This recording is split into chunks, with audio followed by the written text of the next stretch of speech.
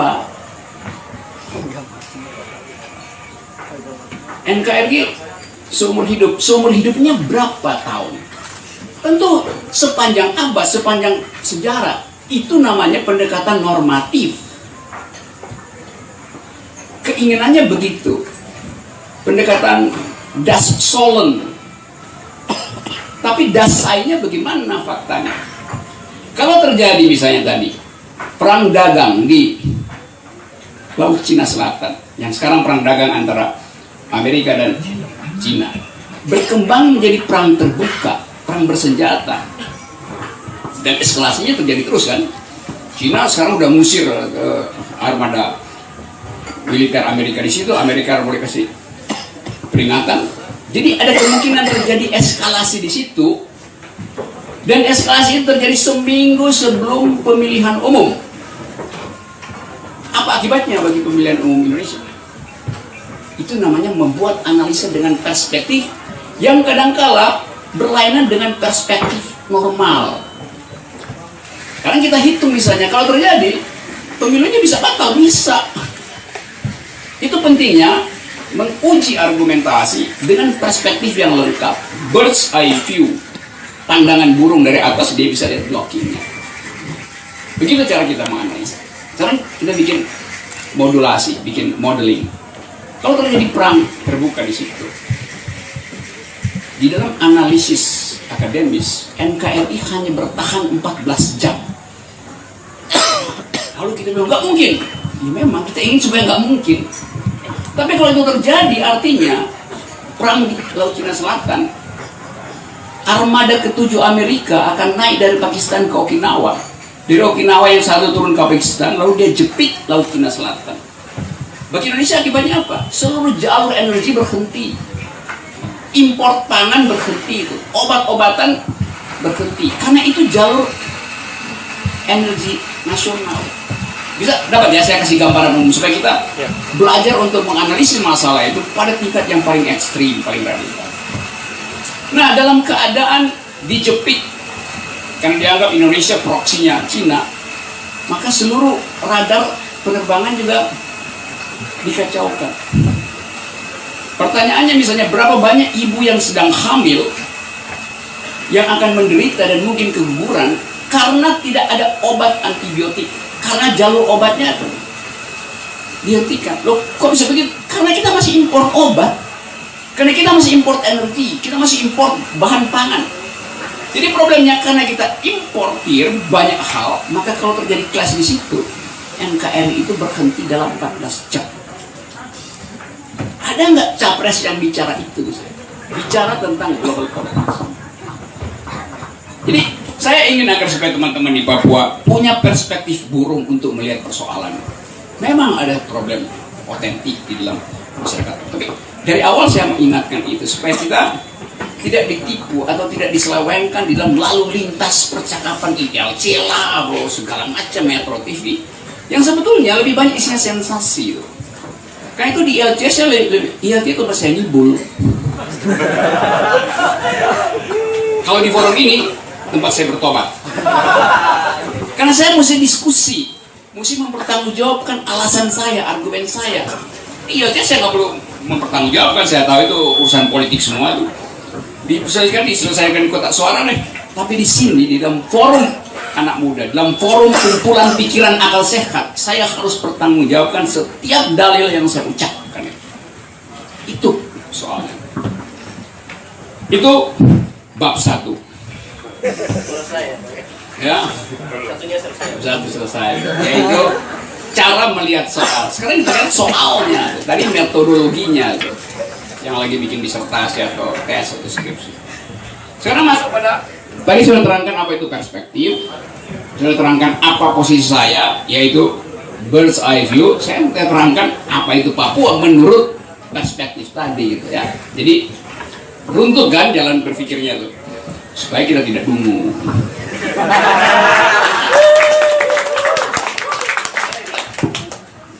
Nah, lanjutkan perlahan-lahan. Kita masuk di dalam soal berikut, yaitu cara kita melihat tadi soal yang ada di depan mata kita.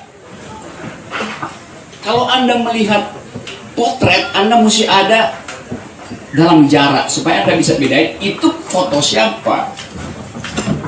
Foto kandidat ini, foto kandidat itu, foto buat itu, foto buat itu. Kalau Anda ada di dalam jarak yang sangat sempit, Anda nggak bisa bedakan wajah orang. Jadi mesti ada jarak supaya kita bisa mengenal real problemnya apa. Oke, jadi saya ambil jarak sedikit ya. Di dalam analisis akademis, kalau kita bicara tentang Papua, problem Papua, terutama dalam current issue, today's issue, political issue, yang hari ini kita baca, maka kita punya beberapa perspektif. Ada perspektif, misalnya perspektif negara. Perspektif negara tentu adalah soal ketertiban dan keutuhan. Hanya itu perspektifnya. Dari segi negara, siapapun presidennya, dia tidak mungkin mengucapkan hal selain harus ada ketertiban dan harus ada keutuhan. Konsekuensinya panjang. Berarti tidak boleh ada secessionism, pemisahan. Berarti tidak boleh ada perbenturan kepentingan. Karena kepentingan negara adalah memelihara, entah itu dalam istilah politik kedaulatan atau dalam istilah akademis, imajinasi tentang kebangsaan. Jadi itu perspektif negara, perspektif power. Dapat poin itu ya. Ada perspektif lain, perspektif kampus, perspektif ilmu pengetahuan, LIPI misalnya, researchers misalnya, yang melihat itu dari berbagai macam sudut. Misalnya kepentingan human rights, kepentingan keadilan, jelas akan berbeda cara pandang negara dengan cara pandang akademisi. Dapat poin itu ya. Nah, kalau terjadi perbenturan atau perselisihan cara pandang, di mana diselesaikan? Jadi dalam forum semacam ini. Minimal kita udah dapat dua cara pandang negara, perspektif negara. Dalilnya adalah ketertiban dan keutuhan. Cara pandang akademis, dalilnya adalah kemungkinan dan keadilan. Jadi dalam cara pandang akademis tidak ada kepastian terhadap satu problem, selalu diucapkan sebagai possibilities, bahkan bukan probabilities. Bisa bedain antara possibility dan probability, bisa bedain. Probabilitas itu kemungkinan yang sudah diukur, posibilitas kemungkinan yang belum diukur, tapi dua-duanya berpotensi untuk menjadi lain. Itu beda antara probability dan possibility. Kenapa begitu? Karena tradisi akademik, tradisi ilmu pengetahuan adalah tidak menyatakan sesuatu sebagai hal yang sudah final. Terlarang di dalam tradisi akademis untuk mengatakan ini sudah final. Karena ilmu pengetahuan justru bertumbuh di dalam dialektika, di dalam kontradiksi, di dalam pertarungan argumen. Jadi ilmu selalu berada dalam situasi kesementaraan, selalu berada dalam situasi belum selesai atau situasi not yet. Mengapa begitu? Sebab dalam teori, dalam cara kita berpikir filosofi, epistemologi, sesuatu itu selalu dimungkinkan untuk berubah, dimungkinkan untuk menghasilkan yang lain. Nah, karena itu misalnya kalau kita bicara tentang misalnya politik identitas, ada dua hal yang mesti kita pisahkan. Apa yang disebut dengan identitas? Di dalam politik, identitas itu adalah KTP. Nih identitas saya, kartu kredit identitas saya. Tetapi apa benar itu yang disebut dengan identitas? Kalau misalnya pada saya ditanya, Pak Rocky, saya minta, panitia minta kurikulum vitae, biodata yang lengkap. Dia bilang begitu. Saya bilang, saya belum mati. Jadi tidak mungkin ada biodata lengkap bila saya belum mati. Jalan terus. Bio artinya hidup, data artinya selesai. Yang hidup tidak mungkin sudah selesai. Jadi istilah biodata itu istilah yang mengandung kontradiksi. Dapat poin itu ya. Dalam bahasa Yunani, identitas artinya dia yang sudah meninggal. Mengapa? Karena hanya mayat yang punya identitas selesai, sempurna. Cuma mayat yang bisa diidentifikasi. Kalau Anda masih hidup, tidak mungkin Anda bisa diidentifikasi. Setiap kita bernapas, epitel kita terlepas. Tarikan napas menyebabkan kulit yang sudah kering dia lepas, supaya ada yang tumbuh baru. Setiap saya bertemu orang, imajinasi saya berubah. Kalau saudara Rian, dia punya pacar cantik betul, tapi karena nggak pernah bertemu dengan pacar orang, dia anggap pacarnya udah paling cantik loh. Begitu dia bertemu, dia mulai ragu, yang mana yang lebih cantik ya? Berubah identitas dia tentang perpacaran. Jadi selama kita hidup, kita selalu ada di dalam suasana semiotik, suasana bertumbuh di dalam simbol. Jadi simbol itu bertumbuh terus. Nah kalau kita hentikan simbol itu, artinya kita menjadikan dia mayat, berhenti supaya bisa identifikasi. Dan itu bukan tugas akademisi, itu tugas Polri, mengidentifikasi jenazah di forensik. Bisa bedain ya yang kita sebut identitas. Jadi kalau bilang politik identitas sebetulnya bertentangan di dalam logika. Dalam istilah logika namanya oksimoron, contradicting di dalam frasa. Kayak tadi biodata itu oksimoron namanya, bertentangan di dalam dirinya. Bio hidup, data meninggal. Jadi hidup yang sudah meninggal, gimana orangnya? Tetapi orang biasa katakan itu, apalagi minta biodata lengkap, kan ngaco. Saya kasih biodata saya misalnya, ini biodata saya. Begitu saya selesai menulis biodata saya, bio saya udah berubah. Karena proses saya menulis, saya bertemu dengan pikiran milenial Papua, maka pikiran saya tentang konsep milenial berubah. Gitu. Saya mesti bikin biodata baru kalau begitu. Begitu diminta ijazah terakhir apa? Saya menganggap ijazah terakhir saya adalah argumen saya terakhir, bukan apa yang ditulis di dalam. Ditandatangan sama rektor. Itu namanya. Sehingga kalau dibilang apa pentingnya ijazah, saya sering katakan bahwa ijazah itu tanda seseorang pernah sekolah, bukan tanda dia pernah berpikir itu. Itu poinnya. Karena ijazah menjadi identitas baru. Padahal pengetahuan bertumbuh setiap 8 jam pertumbuhan pikiran bertumbuh, pengetahuan berubah. Nah itu berakibat pada kurikulum. Misalnya Universitas Negeri diwajibkan untuk hanya boleh mengubah kurikulum setiap 2 tahun karena ada konsekuensi anggaran di situ. Padahal ilmu fisika itu setiap 8 bulan teorinya berubah. Yang nggak berubah cuma matematika. Ilmu fisika ilmu yang berubah. Jadi misalnya ada profesor, dia lulus 10 tahun lalu, nggak pernah buka majalah Nature misalnya, buat riset terakhir tentang teori evolusi, tentang teori alam semesta. Dia masuk ruang kelas, mulai ngajar. Mahasiswanya ngangguk-ngangguk, padahal yang diajarin itu adalah materi 10 tahun lalu. Ada mahasiswa yang baru, walaupun dia begadang semalaman, tapi tadi pagi dia iseng-iseng buka Google, dia baca majalah Nature. Oh, nggak begitu teori alam semesta. Stephen Hawking sudah rubah begituannya.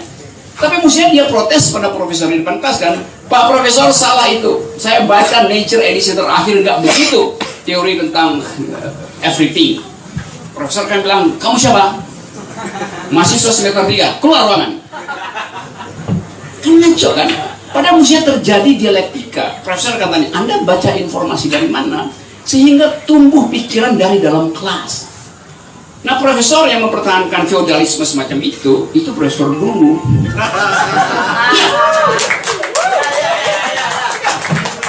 Karena itu, kalau di dalam kelas pengetahuan, dosen lagi ngajar, saudara jangan ngangguk-ngangguk aja. Iya Pak, benar. Harusnya sikap kritis, mestinya enggak, salah, bodoh, bego, tunggu, profesor tolol. Supaya ada percakapan, ada dialektika. Si profesor tertantang untuk membaca riset terakhir tentang teori identitas, tentang teori fisika, tentang kimia molekuler. Itu namanya kemajuan ilmu pengetahuan. Jadi itu yang lebih penting. Demikian juga dalam cara membaca politik. Kita tidak patuh pada doktrin seseorang, pada kampanye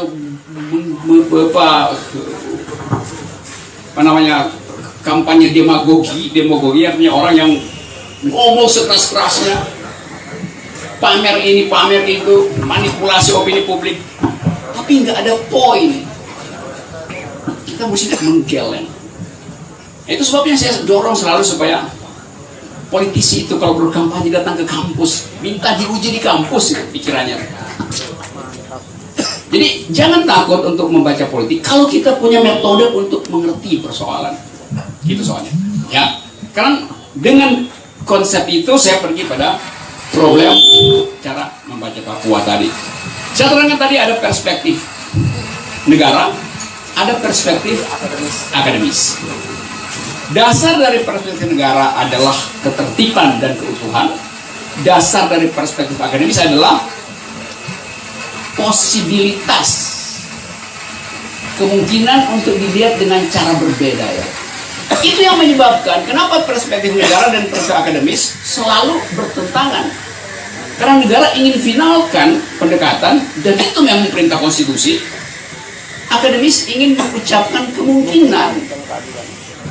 Karena itu adalah dalil keadilan. Nah, begitu juga cara kita melihat Papua. Soal-soal semacam itu. Nanti dalam diskusi saya bisa terangkan lebih jauh. Nah, dalam perspektif yang kedua tadi akademis, kita melihat riset tentang Papua ternyata tidak cukup. Bukan sekedar tidak lengkap, tapi tidak cukup. Karena metodologinya, tadi saya terangkan, metodologinya tertinggal, tercecer bertahun-tahun sebelumnya.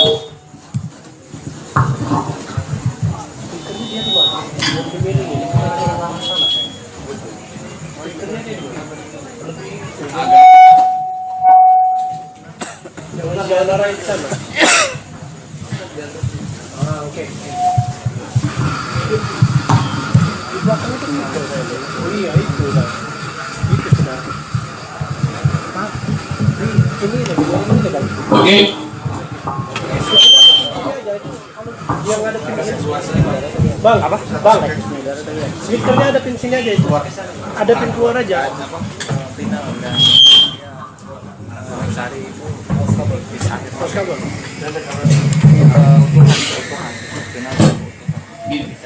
Agak karena ya, ini feedback jangan. oh, kabelnya pendek. Kalau begitu apa solusinya? Kalau kabelnya pendek berarti saya masih menjauh. Oke ya. Karena kabelnya pendek, saya yang mesti menjauh. Nggak mungkin saya speakernya menjauh, pendek kabel saya masih panjang. Oke ya. Sekarang kita mau membaca problem Papua di dalam kompleksitas problem itu. Kalau kita taruh di situ semua teori dan eksplanasi tentang Papua, kata kunci yang muncul selalu adalah satu, hak self-determinasi, dua, keadilan, tiga, hak asasi manusia, empat, eksploitasi ekonomi, lima, berterus-menerus cuma itu diputar-putar. Jadi ada jebakan metodologi di situ. Dengan kata lain, kita mau membuka cara melihat lain di dalam soal itu. Nah, cara itu yang kadang-kala dianggap sebagai, orang bilang, aduh berat, ambil cara yang lain. Cara yang dibikin selama bertahun-tahun. Kenapa? Karena investasi kekerasan sudah terjadi bertahun-tahun di anak benua ini. Dan itu faktanya. Tapi investasi kekerasan tidak berarti bahwa kita berhenti dengan sekedar menganggap karena ada investasi kekerasan, maka penyelesaiannya juga adalah kekerasan. Kan itu logika yang tertutup kan. Jadi kita mau buka logika itu tuh. Betul, diterima fakta, ada investasi kekerasan oleh rejim. Penyelesaiannya lawan dengan kekerasan. Kacau cara berpikirnya. Jadi kita luput dari upaya untuk melihat dimensi lain dari masalah ini. Kalau misalnya kita bandingkan, saya berikan dulu keterangan teoritisnya. Bandingkan misalnya tuntutan self-determinasi dari, sebut aja rakyat Papua atau sebagian rakyat Papua atau elit Papua atau apa aja namanya, KKB segala macam. Tapi saya hindari semua itu sebelum jadi kontroversi. Tapi saya mau katakan begini, keinginan lain untuk melihat Papua, keinginan lain untuk melihat Papua ada di dalam imajinasi setiap orang Papua. Di dalam imajinasi. Masalahnya adalah kapan dia menjadi konkret, kapan dia tumbuh sebagai kepentingan politik, kapan dia mengendap sebagai keinginan akan kerukunan. Itu tiga sensasinya. Berharap dia tumbuh sebagai identitas politik, berharap dia tumbuh sebagai dendam yang berkepanjangan, atau kita berharap cara berpikir lain tentang potensi kerukunan. Saya sebut tadi potensi, atau saya pakai istilah tadi posibilitas kerukunan. Nah, kata itu kata yang akhirnya menguap selama ini karena tadi beban sejarah itu. Yang kedua, komponen dari kekacauan itu adalah perspektif internasional. Beberapa waktu lalu di ILC saya terangkan bahwa ada teori di dalam ilmu ekonomi yang disebut sebagai resources curse, kutukan sumber daya. Kalau Papua miskin, nggak ada yang akan berebut kepentingan di sini. Justru karena ada sumber daya, maka terjadi perebutan kepentingan. Yang sudah lama dalam teori ilmu ekonomi, negara-negara, daerah-daerah yang kaya sumber daya, justru di situ ada kutukan, yaitu potensi kekerasan. Itu yang disebut Dutch ekonomi kutukan sumber daya. Jadi tadi saya ulangi ya, karena ada problem itu, maka peserta pemilu 2018 bukan cuma 16, bukan cuma 18, tapi 20. Yang akan ikut siapa lagi? Partai Republik Amerika akan ikut pemilu, Partai Komunis Cina akan ikut pemilu. Tapi tentu nggak mungkin di surat suara dicetak. Tapi kita mesti membaca itu sebagai intelektual, kita membaca itu karena ada resources. Itu yang penting buat membaca perspektif ini. Nah, saya lanjutkan. Saya membaca seluruh riset tentang Papua. Dan 2 hari lalu seluruh riset itu ingin saya uji tadi dari ketinggian. Tadi saya katakan, kalau kita mau membaca sesuatu, perspektif kita mesti dari ketinggian supaya bisa blocking. Bird's eye view, helicopter view. Lalu saya uji perspektif itu di ketinggian Gunung Siklop. Katanya Siklop. Apa yang diuji di situ?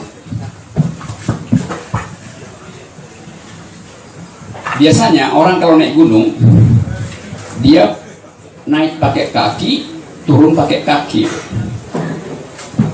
Tapi kemarin saya naik gunung itu, saya udah puluhan kali naik gunung di dalam dan di luar negeri.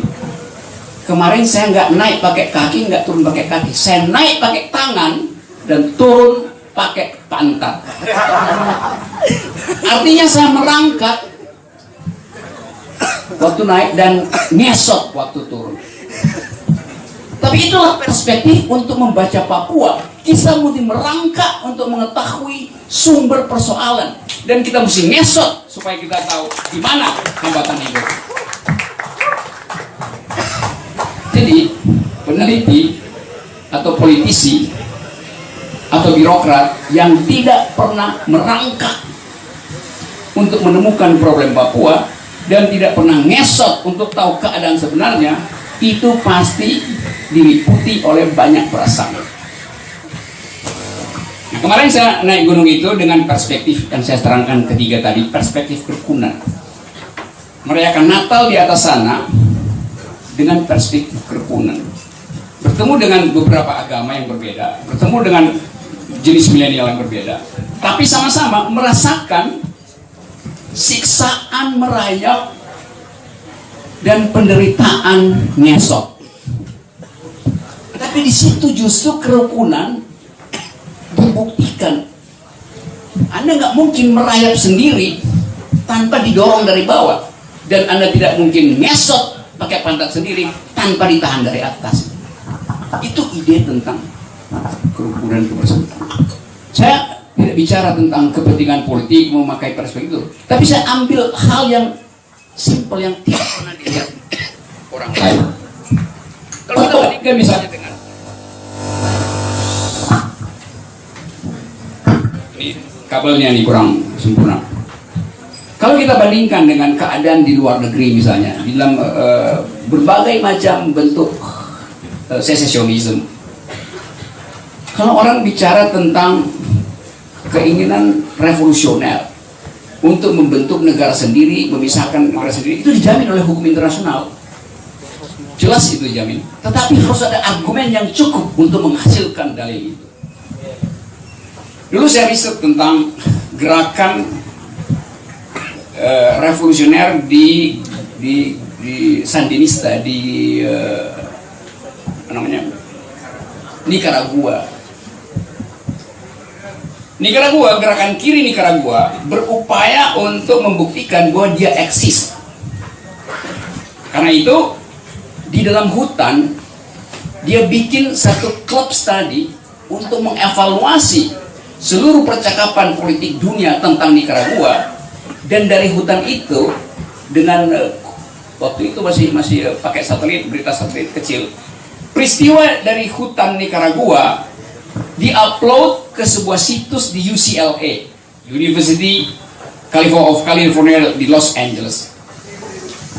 Jadi peristiwa pemberontakan, peristiwa revolusi di Nicaragua oleh golongan kiri Sandinista dituliskan dalam paper akademis oleh profesor-profesor researcher yang pro gerakan kiri Nicaragua, dan kemudian jadikan artikel di jurnal ilmiah. Karena ada keutuhan pikiran. Hal yang sama mungkin kita baca di media internasional tentang potensi problem Papua di-upload lewat WA, lalu diakumulasi dan dirumuskan sebagai dalil di pusat-pusat gerakan mahasiswa di Australia, di Pasifik, di London. Dan itu hal yang nggak mungkin kita tahan karena globalisasi. Globalisasi. Sama halnya nggak mungkin saya menahan untuk tidak membaca politik. Begitu saya buka WA pagi, isinya adalah politik. Politik siapa? Politik emak-emak. Emak-emak ribut politik. Jadi kita belajar politik dari emak-emak. Dengan kata lain, sumber kita belajar politik sekarang tersebar kemana-mana. Pers terbuka, dan pers dunia. Jadi Anda bisa akses informasi yang menjelajahkan pemerintah, yang pro pemerintah. Semuanya tergantung pada kemampuan Anda untuk menganalisis perspektif mana yang Anda mau pakai di dalam arus informasi yang begitu deras. Kalau misalnya kita uraikan ini satu persatu, kita akan tiba pada kesimpulan bahwa supaya milenial Papua punya harapan, politik harapan untuk menghasilkan masa depan, maka seluruh informasi harus tersedia untuk dianalisis. Itu langkah pertama. Jadi seringkali politik itu tumbuh di dalam kekacauan karena dua hal. Ada bias di dalam metodologi berpikir, dan ada sumber informasi yang tidak lengkap. Itu bukan sekedar masuk di dalam kalangan milenial di Papua, tapi juga pada intelektual Jakarta. Dia nggak tahu apa yang terjadi di perbatasan Merauke sana pada kelompok kecil, karena dia lihat itu dari kacamata yang tadi makroskopi gitu. Bukan mata elang yang memperhatikan ini ular, itu adalah tikus. Elang dengan sempurna membedakan ular dengan tikus. Intelektual kadang-kadang nggak bisa bedain untuk ular dengan tikus karena dia lihat dari arah sini, bukan dari atas. Nah, kita rehat sejenak sambil saya menunggu pertanyaan saudara-saudara. Beberapa hal masih saya simpan untuk tidak diucapkan. Saya menunggu kemampuan saudara untuk menganalisis sehingga kita bisa duel argumen di forum ini. Sekali lagi, duel argumen, bukan duel tinju. Kalau duel manjat tebing, saya tunggu di atas nggak ada milenial Papua yang datang ke Siklop sana itu. Padahal itu tempatnya sangat bermutu untuk menghasilkan perspektif. Kita bisa bilang perspektif Siklop tentang masalah Papua. Mestinya milenial Papua terlibat di dalam soal itu. Dan saya berharap nanti dalam gerakan-gerakan berikut di Papua ini ada gerakan Bimas Noken, dan saya mendukung itu karena itu bukan urusan politik, tapi urusan untuk menghasilkan perspektif lain dalam baca Papua, itu perspektif kerukunan. Oke ya, sambil kita diskusi, saya pastikan bahwa 60 detik sebelum jam 8 kita bubar. Bisa ya? Supaya saya bisa ada acara lain.